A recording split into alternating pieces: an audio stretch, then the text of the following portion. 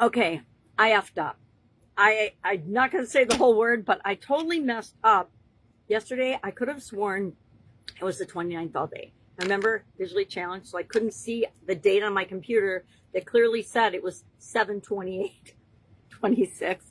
And so I went through the whole day believing and thinking it was the 29th.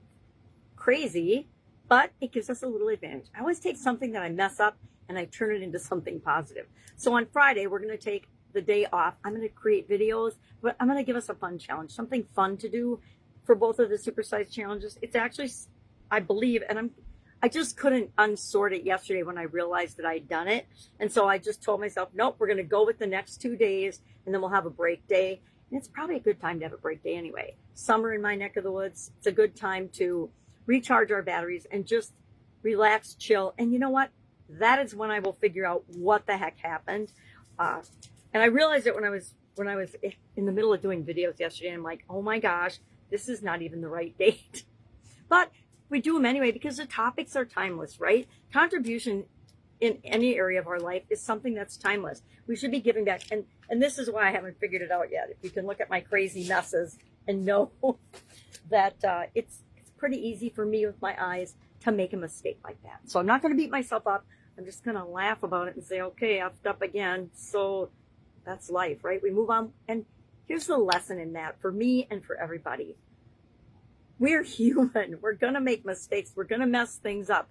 If you think you're going to get things written from me that don't have typos in them, that's going to be an exercise in futility. It's almost like doing cryptogram puzzles some days because if I'm off track on the keyboard or something. So usually I catch those, but I don't always. My kids just stopped reading my text messages and decided if I ever text them, they will just call me because they know that it takes less time to call me than it does to try to figure out what the heck I was texting. Anyway, I don't text very much anymore, and I try not to do written communication a lot. I try to do more things in person, which is part of one of the reasons I adopted and said, okay, I'm scared to death, but I'm going to do videos anyway, because I knew that I needed to find different ways to solve my own unique problem and set of challenges, just like we all do. We all need to figure out what works for us and then go out and do that. So today in Supersize Challenges, we're talking about, of course, contribution all this month. And we discussed that we all want to quit sometimes, right? We start out doing something, it's new, it's hard, it's uncomfortable, and then we start to get okay at it, but there's days we still don't want to do it. I got to tell you, there are days I wake up and I'm like, I don't want to do a video. I have a gravelly throat, or I don't feel good, or I stayed up too late last night, or whatever the reason might be. And I am very good now about switching that off immediately. As soon as I start noticing having thoughts like that, I'm like, nope. I made a commitment at the beginning of the year that I was going to do an annual challenge. So guess what that means? You show up every freaking day, whether you feel like it or not. Now, does that maybe come across in some of my videos? You guess you'd have to tell me, because I don't go back and watch them. I just create them, put them out there, because that's my contribution. It's how I can share what has worked for me, what didn't work for me, to give everybody else permission to do the same. Figure your own stuff out. Figure out what works for you and what gets you the results you want. Do more of it in any area of your life. Figure out what doesn't work for you and freaking stop doing it, right? Don't keep doing it. And again, I speak from personal experience in that I stuck with things way too long in the past. And instead of cutting my losses and moving on, out of fear, I stayed in situations that were really, really bad for me. I stayed in jobs too long, stayed in relationships too long, stayed stubborn and inflexible too long. You know, like I said, we're all human.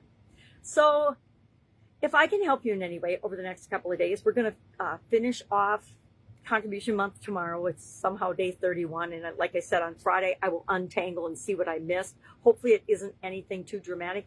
I have a sneaky suspicion I know where I messed up, but I'm not going to look into it because I've got a very committed full schedule today. All right. And what I say I'm going to do, I do first, not last.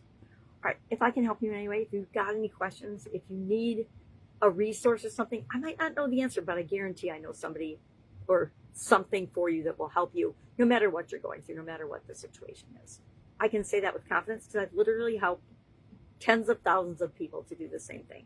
And what I've found, at least this is how it works in me, when I get up the courage, because it takes courage to ask for help, at least in my situation, whenever I have finally asked the question of anyone, even before somebody can answer, I already know the answer, because it's usually inside us all the time and all along. It's been there. We've known it. We're just doing something to block ourselves. Usually our subconscious is trying to keep us safe. So it'll make sure no matter what, we don't see it until we ask the question. That's one of the powerful things about asking questions.